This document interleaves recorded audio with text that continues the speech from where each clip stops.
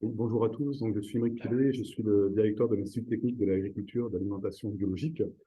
Donc, je vais vous présenter, la question qui a été posée, c'était de savoir quelle était notre vision du changement d'échelle. Alors, je ne vais pas vous présenter un document cadre de l'Institut, c'est plutôt quelques éléments de réflexion, c'est pas un document qui a été validé par notre conseil d'administration, même si j'ai pioché dans un certain nombre de documents phares de l'Institut. Et je tenais aussi à remercier un certain nombre de collègues qui ont contribué activement dans les échanges qu'on a pu avoir ces dernières semaines à la construction de ce diaporama. Je tiens aussi à remercier les organisatrices d'avoir tenu le séminaire malgré les difficultés, on va dire, des grèves, pour mesurer quand même la confiance qu'on a en vous, parce qu'on est tous venus, mais on ne sait pas comment on repartira. Euh, donc, deux mots sur l'ITAB, je pense que vous connaissez tous, mais au cas où, donc l'ITAB, c'est un institut technique, on est doublement qualifié, on est qualifié à la fois en tant qu'institut technique agricole et institut technique agro-industriel, donc ça veut dire qu'on travaille à la fois sur l'amont et sur l'aval. On a la particularité de travailler sur l'ensemble des filières, donc on a un institut qui travaille de manière systémique et transversale. Et donc notre raison d'être, au-delà de la production de références scientifiques et techniques, c'est bien de transformer notre agriculture et notre alimentation vers des modèles résilients, équitables et durables. Donc, c'est bien, on part bien du principe qu'il n'y aura pas de transformation agricole sans transformation agroalimentaire et alimentaire. Et donc, comme vous le voyez, notre terrain de jeu, c'est l'agriculture biologique, et j'ai tendance à dire on a le droit de sortir du terrain, et on a le droit de sortir du cadre, et c'est ce qu'on essaie de faire aussi assez allègrement pour essayer d'entraîner le reste de l'agriculture. Je ne reviendrai pas sur ces chiffres. Simplement pour vous dire, on est sur le changement d'échelle, passer de 2 à 10% en une quinzaine d'années, c'est déjà, je pense que le saut est déjà important. Donc on a déjà bien mis le pied dans le changement d'échelle, et c'est ce qui explique peut-être à mon sens aussi un certain nombre de difficultés qu'on rencontre aujourd'hui. Donc je ne reviendrai pas spécifiquement sur la conjoncture, mais si on reprend les objectifs européens qui sont d'avoir 25% de SAU en 2030, donc j'ai réduit complètement le diagramme, mais l'idée c'est de garder les proportions. Je sais bien que ce n'est pas chaque État qui sera 25%, mais l'idée, elle est là quand même. Ça veut dire que le rythme de conversion en termes de surface sera extrêmement important. On doit garder une dynamique forte. Euh, et autant, je pense qu'on s'est largement interrogé sur le point d'atterrissage, c'est-à-dire quelles seront les conséquences d'avoir 25% d'agriculture biologique en 2030. C'est aussi un élément dans notre programme. On s'est interrogé pour savoir si on allait affamer l'Europe, voire affamer le monde. Autant je pense qu'on a encore peut-être des travaux à faire sur le chemin et sur les réflexions qu'on va engager, tant au niveau des jalons que sur les mesures d'accompagnement que l'on va mettre en place. Et on le voit bien quelque part, le métaprogramme est 2019, il y a plein de questions qui arrivent sur comment faire évoluer ou comment accompagner ce changement d'échelle. Et finalement, en 2019, il y a déjà un nombre important d'agriculteurs qui s'est converti. Donc on a déjà enclenché la dynamique. Et donc aujourd'hui, c'est vrai qu'on le voit, on essaye, peut-être on court un peu après le temps, tous les uns après les autres, à essayer de voir quelles seraient les mesures les plus pratiques pour accompagner ce changement d'échelle. Donc ça veut dire aussi un certain nombre d'opportunités et puis un certain nombre de défis à relever. Je ne détaillerai pas, c'est globalement ce qu'on retrouve dans les ateliers. Donc la sécurisation de la production, la garantie de la qualité, le partage de la valeur ajoutée et les nouveaux acteurs. Et donc, j'en profite aussi de la tribune pour rappeler que, je pense qu'on le fait tous les uns les autres, rappeler que l'agriculture biologique est bien un facteur de souveraineté. C'est pas labourer le bord des fossés et puis importer en masse de les engrais qui permettront d'augmenter la souveraineté alimentaire de la France. Les grands enjeux, on a à peu près les mêmes grands enjeux que le programme MetaBio, donc c'est plutôt rassurant. Ce sont des enjeux qu'on a identifiés dans le cadre de la construction de notre programme pluriannuel. Et l'un des premiers enjeux pour nous était bien la croissance du secteur bio et de la consommation. Après, on avait rajouté des enjeux environnementaux, des enjeux économiques ou des enjeux politiques. Je ne les détaillerai pas parce que c'est globalement les mêmes que ceux qu'on a pu voir précédemment. Mais ça nous a permis de construire notre programme. Donc ça, je vous juste quelques éléments par rapport à notre programme pluriannuel. Notre programme pluriannuel, donc, c'est organisé autour de 3 grands axes. En code couleur, les petites boîtes, donc c'est les objectifs opérationnels. Quand c'est blanc, c'est des objectifs opérationnels qui sont orientés vers l'amont. Quand c'est bleu clair, c'est orienté amont et aval. Et quand c'est bleu un peu plus foncé, c'est exclusivement aval. Je ne détaillerai pas l'ensemble de ce programme. On a travaillé ça avec notre conseil scientifique, avec notre conseil d'administration. On a eu une demande pour le simplifier de la part de notre conseil scientifique. Notre programme précédent a été un peu plus touffu, on va dire. Donc là, on est autour de 3 grands axes. Le premier sur la multiperformance et la durabilité des systèmes bio. Le deuxième axe sur tout ce qui est santé des écosystèmes et santé humaine, donc selon le principe de One Health. Et le troisième axe était plus spécifiquement sur le changement d'échelle agricole biologique et les transitions de l'agriculture et de l'alimentation. Et bien évidemment, ce troisième axe est alimenté par les résultats des deux axes précédents qui venaient conforter ce troisième axe. Dans cet axe, on avait 4 objectifs opérationnels. Le premier qui était sur l'objectivation des atouts de l'agriculture biologique. Hein. Ça, c'est tous les travaux qu'on peut faire avec un certain nombre d'entre vous sur les externalités de l'agriculture biologique, mais aussi sur l'affichage environnemental. Le deuxième objectif opérationnel était de s'interroger sur les conséquences, les problématiques qui étaient posées dans le cadre de l'expansion de la bio. Donc là, c'est des questions qui tournent autour du partage de la valeur ou alors des tensions qui peuvent exister entre expansion et maintien des multiperformances de l'agriculture biologique. Le troisième axe est lié à la recherche, à la R&D en bio, car on reste persuadé qu'il faut absolument une R&D spécifique à l'agriculture biologique, parce qu'on a des enjeux spécifiques, on ne peut pas la diluer dans le reste de la R&D, et donc je pense que le métaprogramme bio, c'est vraiment un élément essentiel, ça doit pouvoir perdurer dans le temps, même si effectivement il a une durée de 5 à 7 ans. Je pense qu'il faudra voir qu'à ça le métaprogramme bio plus ou deux, enfin je ne sais pas comment on va l'appeler, mais il y aura sans doute une suite à donner. Il faut vraiment qu'on soit présent spécifiquement pour la bio. Et le dernier objectif opérationnel, c'était dans l'idée de, s'il y a plus d'agriculteurs, il faut pouvoir partager mieux les connaissances et aussi comment faire pousser ces connaissances-là sur le reste de l'agriculture. Là, typiquement, sur ces deux objectifs opérationnels, on peut évoquer le programme Inter-Institut qu'on a démarré cette année, donc qui rassemble pratiquement l'ensemble des instituts techniques agricoles. Et donc, l'objectif, c'est créer un espace de partage et d'échange entre les instituts sur l'agriculture biologique. Et le deuxième objectif est de favoriser les échanges entre le monde de la bio et le monde non bio, on appelle comme ça. Donc, on appelle ça les synergies. Le but, c'est que ça passe d'un côté à l'autre et que ça puisse, on va dire, travailler ensemble. Donc, ces grands objectifs-là, ça percute un peu notre équipe. Hein. Donc, ça veut dire qu'on a un certain nombre de compétences aujourd'hui qui sont établies sur les systèmes, la conception de systèmes, sur les intrants, sur l'évaluation, sur l'élevage. Mais par ces nouveaux objectifs, ça nous demande aussi de travailler sur la transition, sur les chaînes de valeur, sur la sélection de tests spécifiques en agriculture biologique. Donc, je ne détaillerai pas tout ça, mais ça veut dire qu'on a aussi une vraie réflexion, nous, dans nos compétences et quels sont les domaines que l'on veut investir stratégiquement qui nous semblent essentiels pour demain. Donc, si je décale un petit peu, donc forcément, la question du changement d'échelle dépasse largement l'ITAB. Hein. Tout ne sera pas traité au sein de l'Institut. Tout à l'heure, j'ai parlé des grands défis qui sont aussi listés dans le programme MétaBio. Au-delà de la sécurisation, il y a la question de la logistique aussi, qui est une vraie question, hein, si on augmente les volumes. La logistique, tant au niveau agricole qu'au niveau agroalimentaire. Hein. C'est pas tout à fait la même chose. Et je pense qu'il y a aussi un vrai défi sur l'intégration des nouveaux acteurs. Car si demain on va arriver à 25%, on ne sera pas forcément que sur des gens qui sont convaincus par l'intérêt de l'agriculture biologique. On sera peut-être sur des gens qui viennent pour des questions économiques, hein, comme ça a pu arriver déjà avec les aides à la conversion. Et donc, ça veut dire que peut-être que les systèmes qu'ils vont apporter ne sont pas les mêmes, ils n'auront pas les mêmes questions, ils n'auront pas les mêmes motivations. Et je pense que si on va arriver à une agriculture biologique majoritaire, ces gens-là, il faut aussi arriver à les amener, que ce soit au niveau agricole ou au niveau agroalimentaire. Le changement d'échelle, ça a aussi un impact sur le collectif des instituts techniques, c'est-à-dire que la plupart des instituts ont des postes où ils travaillent sur l'agriculture biologique. Hein. L'ITAB n'est pas le seul institut à travailler sur l'agriculture biologique. Arvalis travaille sur l'agriculture biologique, l'IFB aussi, l'Institut d'élevage aussi. Donc ça pose des questions, ça nous pose nous des questions de quel est notre positionnement. Donc on a très clairement fait le choix de se positionner en plus-value et en complémentarité. Donc on va pas aller en concurrence.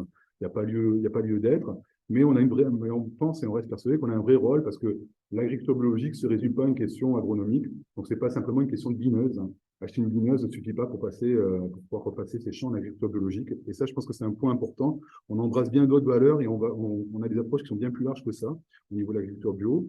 Et l'autre point, c'est qu'il me semble important de ne pas dissoudre l'agriculture biologique dans l'agroécologie. Il ne faudrait pas que le programme MétaBio disparaisse dans le programme agroécologie de l'INRA. Je pense que ce serait bien dommage. Il y a pu en discuter. Il n'y a pas de risque. Non, il n'y a pas de risque. Et donc, ça me fait la transition toute faite, c'est-à-dire que le fait qu'il y ait un programme méta-bio sur l'INRA, c'est aussi un signal politique fort, hein, c'est aussi un signal politique qui est essentiel. Le fait qu'il y ait un institut pour l'agriculture biologique, c'est un signal politique aussi, au-delà du signal technique. Et donc, on a besoin de signaux politiques forts et de mesures. Ça veut dire que les signaux doivent aussi se traduire, hein, c'est pas simplement des objectifs, c'est-à-dire on veut 25% d'agriculture biologique en 2030, mais ils doivent aussi se traduire par des accompagnements de l'ensemble des acteurs à la fois sur la partie amont et sur la partie aval pour pouvoir accompagner sur ces transitions. Et, et pour que ça aille jusqu'au consommateur. C'est-à-dire que c'est l'ensemble de la chaîne qui doit pouvoir contribuer à ce changement et être cohérent. Si on s'interroge sur le changement d'échelle, ça veut dire aussi qu'on va s'interroger à quelle agriculture ou quelles agricultures bio pour demain, avec la question de comment se développer sans se soigner. Hein. Je crois que c'est la question que peut avoir toute petite entreprise, c'est comment conserver son ADN en devenant multinational peut-être. Et donc, c'est comment continuer à avoir une part importante de la bio et conserver les 4 principes hein, de l'agriculture biologique décrits par IFOAM. Ça, c'est vraiment un point important, je pense. La deuxième question qu'on peut se poser, c'est de dire qu'est-ce qu'on se donne comme outil ou comment on ouvre les champs du possible, jusqu'où on va. Bio et robotique, comment on s'en saisit, bio et intelligence artificielle, bio et insectes stériles, voire d'autres progrès technologiques. Donc il y a des questions techniques, mais aussi des questions politiques, et c'est voir comment on arrive à traiter tout ça. Et enfin, donc c'est un clin d'œil au colloque, on l'a déjà évoqué, hein, au colloque qui se déroule aujourd'hui sur Paris sur une agriculture sans pesticides de synthèse en 2050, donc que ça s'applique en 2051 ou 2052, parce qu'il y aura forcément des dérogations, hein, ce ne sera pas dès 2050. Mais comment se positionnera l'agriculture biologique si on ne bouge pas? On va dire, ça peut largement interroger. Si on le formalise hein, sur ce schéma que vous connaissez relativement bien, hein, qui associe durabilité avec les rendements à court terme entre l'agriculture conventionnelle ou l'agriculture non biologique, telle qu'on le détermine dans le programme interinstitut l'agriculture biologique. Donc, ça permet de réfléchir un peu sur les chemins et comment se positionnera l'agriculture biologique demain. Mais si l'agriculture conventionnelle travaille sur du zéro pesticide, on peut imaginer qu'elle augmente grandement sa durabilité. Et ça veut dire qu'on peut arriver à une zone un peu grise, une zone de flou sur lesquelles les deux agriculteurs peuvent se rapprocher fortement, même si, je le redis, l'agriculture biologique ne serait pas une question d'agronomie. Mais par contre, ça veut dire que pour le consommateur, ça peut être compliqué de comprendre, enfin, ou d'avoir un consentement à payer pour une agriculture biologique si les deux agricultures ne sont pas suffisamment différentes ou les messages donnés ne permettent pas de comprendre qu'il y a une vraie différence entre les différentes modalités d'agriculture. Et je passe le local hein, qui pourrait venir encore bousculer tout ça et qui ne facilite pas la lecture et la compréhension. Et les autres labels, je ne reviendrai pas sur ce point. En conclusion, je serai sur trois points pour ma conclusion. La première, le contexte actuel. Est-ce qu'on peut considérer que c'est une crise d'adolescence ou est-ce que c'est un plafond ou un palier? Une crise d'adolescence, quelque part, il faut un peu de temps. C'est-à-dire qu'on n'a pas une maturité des consommateurs, on n'a pas une maturité des marchés, on n'a peut-être pas une maturité des acteurs non plus, mais avec le temps, ça va passer et quelque part, on en sortira grandi et plus fort. Est-ce qu'on arrive à un palier? Dans ce cas-là, si on a un palier, il faut trouver les bons outils pour pouvoir cranter la phase suivante et pouvoir dépasser ce plafond et pouvoir continuer à avancer. Mais ça veut dire qu'il faut un certain nombre d'outils d'accompagnement. Donc, ce n'est pas du tout la même chose pour moi. La deuxième chose, c'est que le fait d'être déjà passé à 10%, l'agriculture biologique, c'est devenu un challenger. On n'est plus le petit village gaulois qui résistait encore et toujours à l'envahisseur. On est vraiment un vrai challenger, je pense, mais ça veut dire aussi qu'on fait envie et donc on est aussi challengé. C'est tous les multiples labels, zéro pesticides ou autres qui arrivent sur le marché et qui nous bousculent aussi assez fortement. Et le troisième point, je vais m'appuyer sur une infographie. On va cacher tout œuf, on va revenir sur tout le plus sérieux.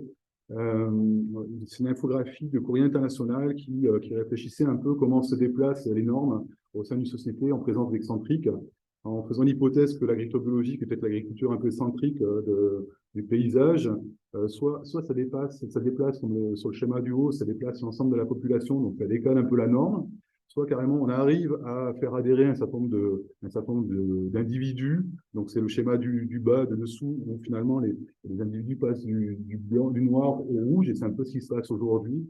Et donc du coup, ça interroge, est-ce que l'agriculture biologique, est-ce que c'est la nouvelle norme de demain? Ou alors la troisième proposition, c'est de dire l'excentrique ou quelqu'un qui fait déplacer la norme mais qui ne s'arrête jamais et qui est toujours en avance. Et donc, c'est un peu la question sur laquelle je souhaiterais conclure. Est-ce que l'agriculture biologique, c'est la norme de demain ou alors c'est un pionnier éternel? Voilà, donc je laisse ça à votre réflexion, à votre sagacité pour les jours à venir. Merci beaucoup. Tiens, je sais que vite, c'est un peu toute la question qu'on se pose, comment est-ce que ça va se passer. Alors, quelques questions. Est-ce que Françoise? Non, il n'y a pas de questions dans le fil de discussion des personnes en visio. Merci.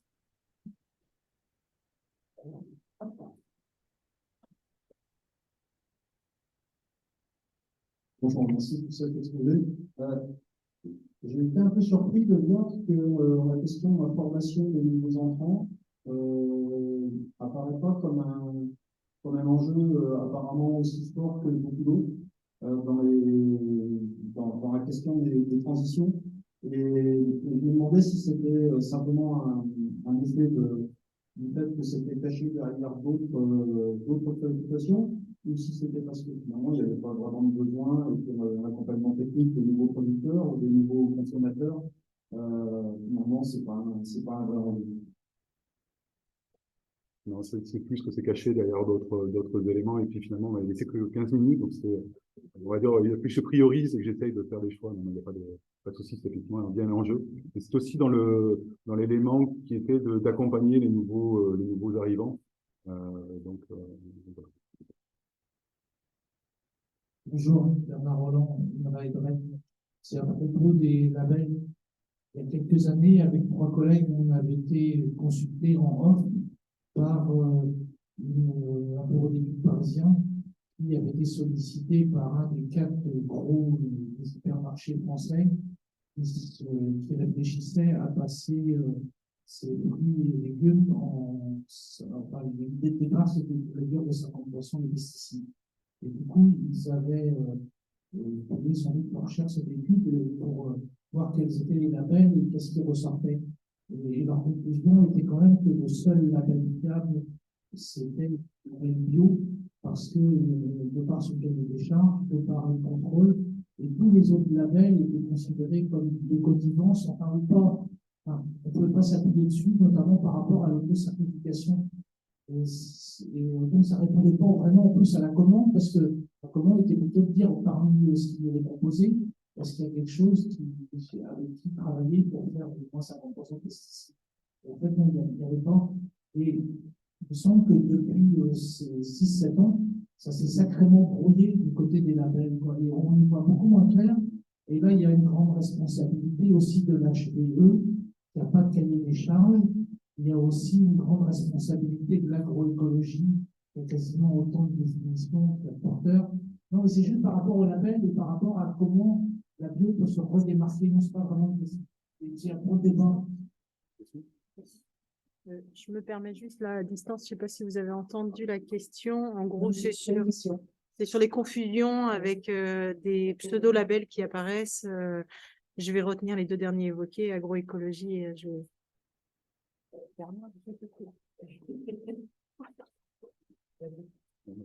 Je ne sais pas si c'est à moi de répondre sur cette question-là.